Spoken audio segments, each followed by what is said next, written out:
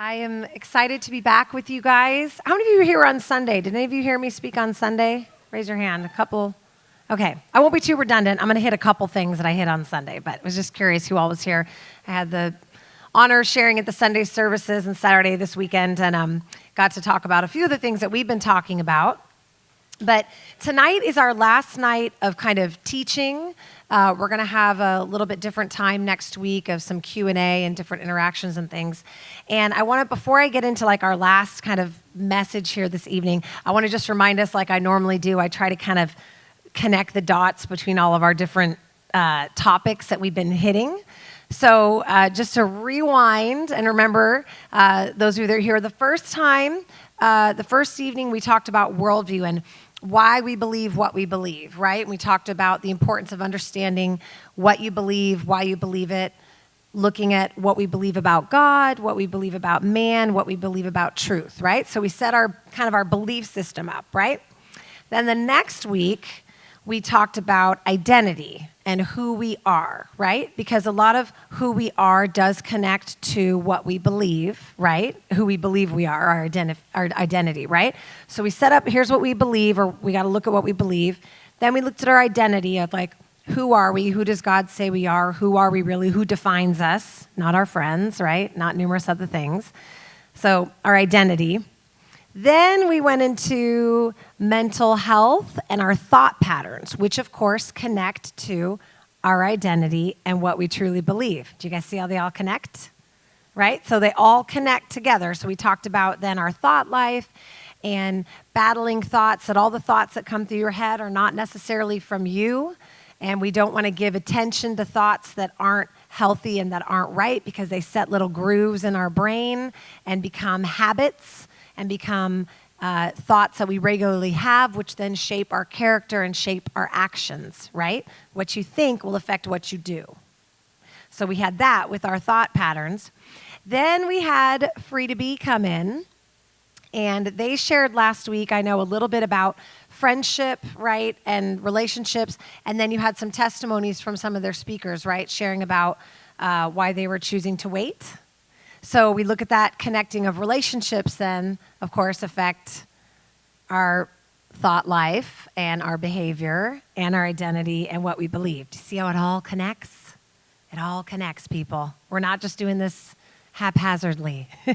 So tonight, what we're going to kind of finish up with of going, now that we've kind of progressed from like what you believe and our thought life and who we are, we're progressing into a little bit more around relationships and also how to have healthy relationships, okay? Because that connects with all the other things, especially for you guys as adolescents, especially for you in a couple weeks going back to junior high and high school. Let's be honest, guys, as much as it's school and learning, it's really about relationships, right? Your social life is a huge portion of junior high and high school, right? I mean, it's a huge part of it because there's so much right now because you guys are growing and becoming, adults. You're becoming young men and young women, and relationships are a huge part of what makes high school and junior high either great or really difficult. So we want to talk about some of the things so that you guys can feel prepared and protecting your heart and different things, your emotions, because what you're going to be going into in this coming school year. And again, trying to equip you guys to be salt and light, right? So being positive examples to people around you in that. So I want to talk, so we're going to talk about both actually, wait, hold on. Did I get a timer? Because you guys know I will just keep going. Is it possible to have a timer tonight? And if not, I'll grab my phone. Okay. Or somebody can Bella, do you have your phone? My niece can just tell me, cut. Okay, all right, they'll get the timer up or you can start me one and just give me a warning, like give me a 5-minute thing. 20 minutes, right? 20 minutes? Is that right? Okay, 20-minute timer, if you will do it for me. My lovely assistant, Bella. Okay. All right, so tonight we're going to talk about both romantic relationships and friendships, both, okay? So that we can look at what those kind of healthy relationships look like. And I wanted to start kind of just super quick talking a little bit about my personal story. I talked a little bit about it on Sunday and like way back when I spoke, I think in May very briefly, but I want to kind of connect to what Free to Be was talking about last week in the romantic side and kind of talk about that. And then we'll also transition into what things look like with friendship, okay? So I went to Montgomery High School. I think I shared that with you guys. And I started speaking for Free to Be when I was in high school. So I would share with my peers in that high school, and actually in all the high schools in Sonoma County. At that time, we were in a lot of the different high schools. And so I was regularly going to different high schools talking about saving yourself until marriage. And one of the big things that I always would talk about was, it isn't just that we're trying to avoid the bad, right? We're not just trying to avoid, I don't want to get pregnant, I don't want to get a disease, I don't want to have a bad reputation, whatever all these different things are that are like the bad things, right? And they're not good, but it's like, instead of going through that list of like, oh, I just don't want that bad stuff, I was going, hey, I actually know there's a lot of really healthy benefits for me choosing to wait that are actually, I'm really more buying into the good stuff than trying to avoid the bad. And that's one of the big differences I think is really important for us to understand when we're looking at how we're going to handle ourselves in our bodies and our relationships and our sexuality and all those things, that this is something God's given us to steward, and it's something that is really awesome, but it's got to be managed well. I gave the example on Sunday how fire in the fireplace is great, right? Warms your house, you can cook on it, it's pretty, but fire in the middle of your living room, not so good because it could burn your house down, right? Sex and relationships, same kind of thing. If you have it in the right context, it can be awesome. If you have it out of that context, you can get really worked over, and it's not going to do well for you or the person that you're in the relationship with. So I would share about that a lot, and that really was my testimony. I was able to really protect myself from a lot of negative things, but more than that, I was able to focus on so many positive things. I had healthier relationships. I didn't have drama breakups with any of my boyfriends. I didn't have a lot of the drama that comes with relationships, right? And instead, also, I was able to really have some great friendships with people. I was able to have great friendships with guys that didn't just have to be about romance and whatever. And I was able to have all these really positive consequences, or benefits, I should say, not consequences.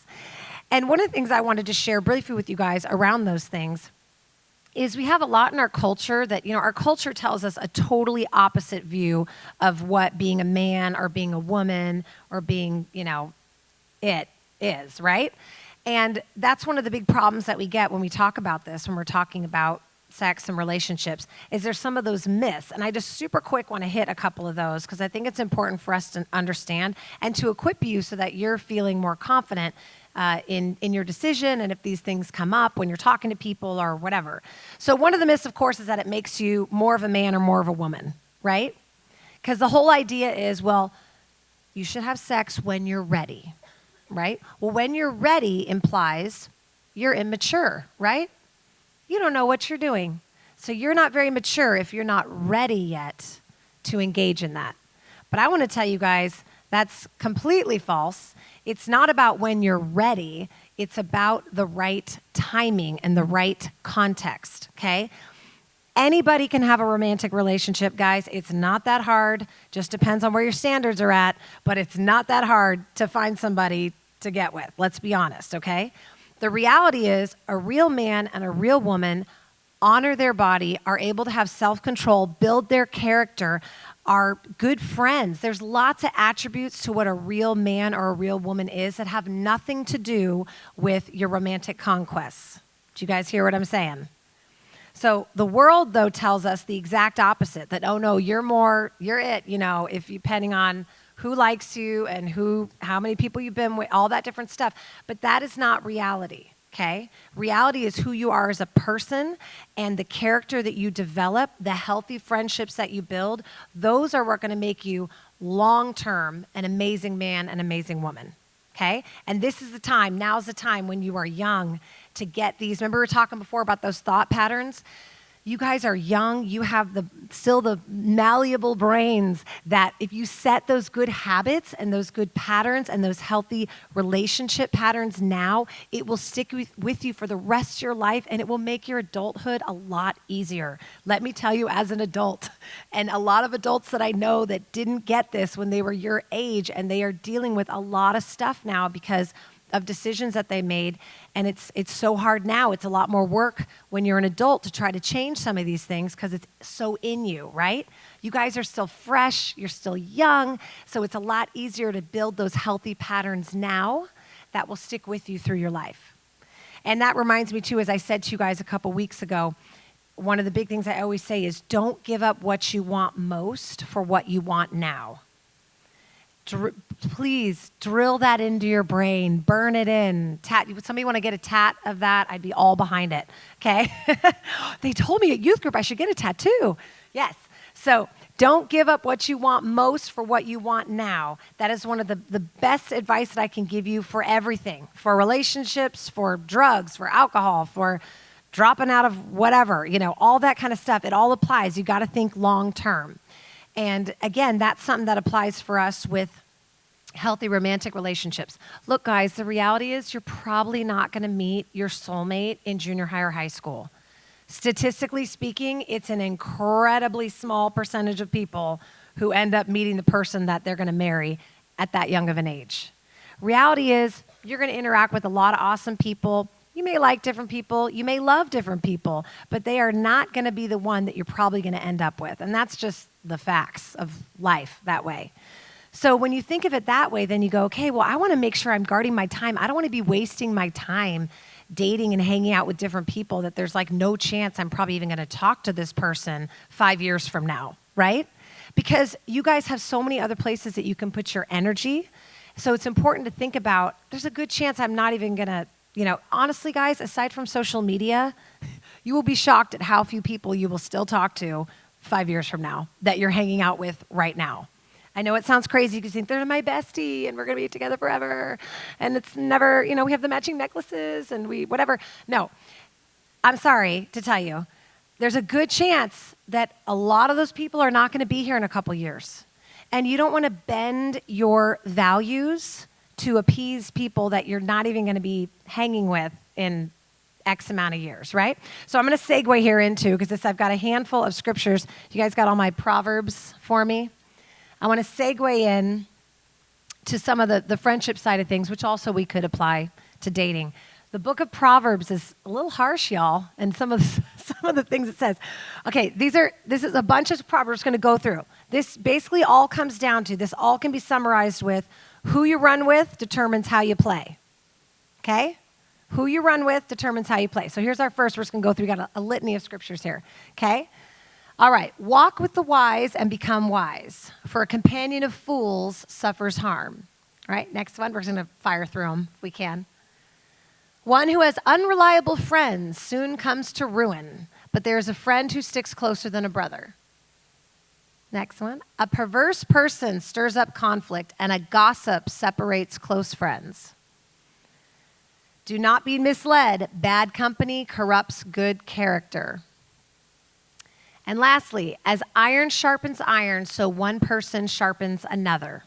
Now that is just the tip of the iceberg of the scriptures that talk about who you hang out with, how it affects you and your behavior and your mind and all those things, right? That was just a couple that I gave you. Now the good one at the very end is, as iron sharpens iron, so one friend sharpens another. That's what I want you to think for your takeaway tonight when you're looking at relationships.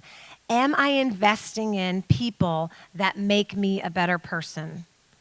Am I investing in people that help me live my best life? No, sorry. Am I investing in people, though, that are calling out the best in me, right? Are they influencing me positively? Are they encouraging me in Christ? All those things. Now, I'm not saying that you can't have friends who aren't Christians. I want to say that. It is important that you have all the friends and all the people that God has called into your life. It doesn't mean you can't hang out with Christian friends, non-Christians, but it just means you need to be aware of their influence on you and what they're doing. That may mean that you can't always go and hang out with those friends in certain situations, not because you don't like them, not because they're not your friend, but because you can't risk putting yourself in a situation that might compromise your values, right? And you don't want to be negatively influenced or uncomfortable, quite frankly, in a situation where you know, I really shouldn't be here, right? So you can still have those friends, but you've got to look at who am I really investing my time in that I am supposed to really focus on building a relationship with. And this also means sometimes there's those friends that you may like them, but let's be honest, it's like constant drama with them. May not be the person that you're supposed to continue investing your time in. If you are constantly vexed, and that's what it's talking about in Proverbs, if you've got a friend who's a gossip, you've got somebody who's always stirring up drama, that may not be the best relationship for you to invest your time in. Because the reality is it makes it really tough on you too, right? And right now is a time as you are growing and becoming amazing men and women to sow into healthy relationships and have people who make you a better person, who make you more Christ-like, who iron sharpens iron. That's who you want to be sowing into so that you are growing in that way. Now, same thing applies into romantic relationships too. Let's be honest, those of us who've already had some level of romantic relationship or interest, we kind of compromise our standards when we think the person's cute, right? Sometimes we will be, because someone's really attractive, we're attracted to them, and we may not hold them to the same kind of standards that we maybe would hold a friend because we're blinded by, right? We're blinded, okay? So we need to have the same evaluation of people that we are attracted to that way, because sometimes we get blinded by that fluttery feeling, right? And just how cute they are. And then we forget that they're actually not like the best person to be hanging around, right? So we got to remember those standards of who do I want to be investing my time in? Who is going to be influencing me? Because again, who you run with determines how you play. So it matters who you're spending your time with. So then along those lines, when you start looking at, okay, am I investing in the right people right now? Am I hanging out with friends? If someone's constantly draining me and making me always feel anxious or always full of anxiety or making me feel bad about myself or those different things, those are the kind of friends you may need to go, you know what? I need to step away from that. No, I'm not saying turn on them and be a jerk and, call them out. I'm just saying you might need to drift into a different friend group so that you are not investing into some of those relationships that are pulling you down, right?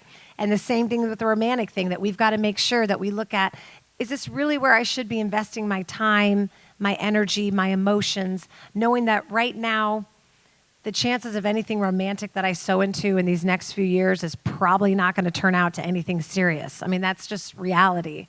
So it's so much better to just focus on healthy friendships. When you have healthy friendships, you are growing again as a person. You learn better to interact with the opposite sex. You learn better to interact with everybody, with people, right? So healthy friendships, healthy relationships will make you a better person. They'll make you a better friend. And so it matters who you spend your time with that way. And so one last thing I want to kind of transition to here before we break up into some of our small groups. How are we doing on time? Because I know that's not right. 7 minutes? Okay. Well, we don't normally go that long, do we? I got like 10 more minutes, I think. Okay. What time is it right now? Sorry. 7:30. Oh, yeah. Okay. All right. So one of the things I want to talk about again with relationships is setting boundaries, okay? So we've talked a little bit about like why you may not hang with certain people or even, date romantically like certain people.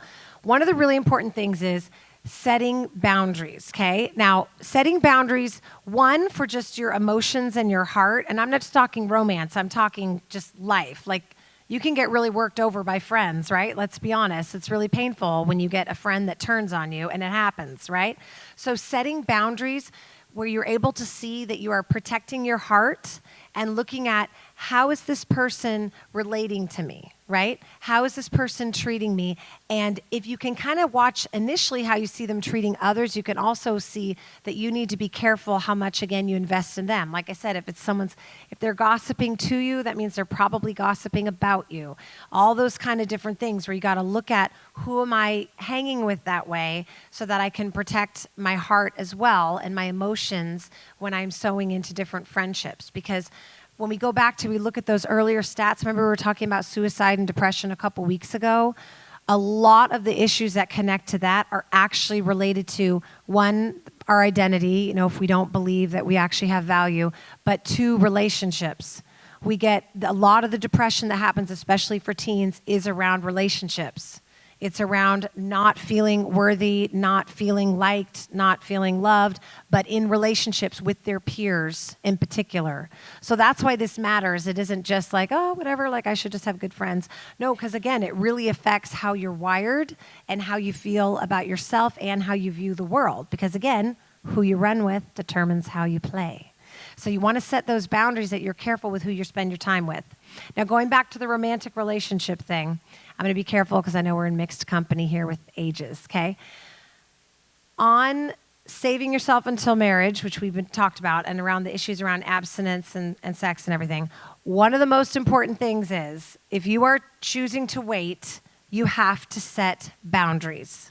That means you have to be careful what situations you get in, what you do physically, what you do emotionally, because all of those things will affect whether or not you abstain, whether or not you make it, okay?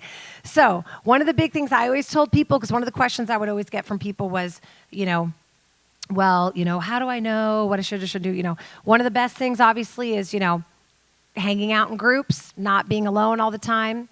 If you are alone, and again, you've got to pray about this. You need to process this with your parents, whatever the different standards are. I will tell you guys what my standard was, okay? So, because I knew I was going to not have sex until I got married.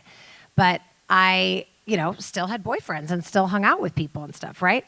So my standard, this doesn't have to be everybody's standard, but I think it's a pretty good one. My standard was, if my dad walked into the room and saw what I was doing, would I be embarrassed? Would it be okay? That was my standard. So again, I don't know how you guys' relationships are with your dad, but I was a little scared of my dad. I love my dad, but I was scared of my dad. And if he walked in and I did not want to have him have a heart attack and then, I will joke, grab the guy, and whatever. So I knew okay, that was my standard. Okay, so if my dad walked in, so even if he wasn't there, and again, you guys may know that statement, character is what you do when no one else is looking or no one else is watching. Okay, so again, our character's tested when we're in private, when it's maybe just us and our boyfriend or girlfriend or whoever. And that's why, again, we want to set those boundaries and those standards, and you got to talk about them. You can't just say, well, say to yourself, this is your standard, if you haven't shared it with the person that you are in a relationship with. Okay, so you have to actually verbalize, this is where I'm at. So any guy that hung out with me knew that I was not having sex until I got married and knew that I was very limited in what I would be engaging in with them beyond building a friendship and seeing if this was going somewhere, okay? So that's something you guys got to think about, pray about, talk to your parents about, talk to, you may not be comfortable talking to your dad, but you can talk to your mom, or you maybe can't talk to your mom, but you can talk to your dad, or you can talk to your uncle, or some other good adult figure in your life that you trust, that you can have an honest conversation with of going, what do I do? How do I handle this? Because you got to set those standards in advance. Because otherwise, you get those people who say, well, I'm not going to do it, but I'll just do everything but. You know what happens to people who say they're going to do everything but? They do everything. So you have to set boundaries and standards before, so that when you go into a relationship, you go into a situation, and this isn't just around, we'll say not just around sex and romance, but this is also around drugs and alcohol. Different things. If you don't have a standard of how you're going to handle that, if that's offered to you at some point, you got to think that through. It's one thing just to be like, oh yeah, I'm not going to do that. But it's another thing to go, okay, well, where do I draw the line for when I'm around that? Do you guys know what I'm saying? Because that's going to come up sometimes. And you got to have that in advance of, you know what? Nope. I'm not going to be in that situation because I know that could lead to that.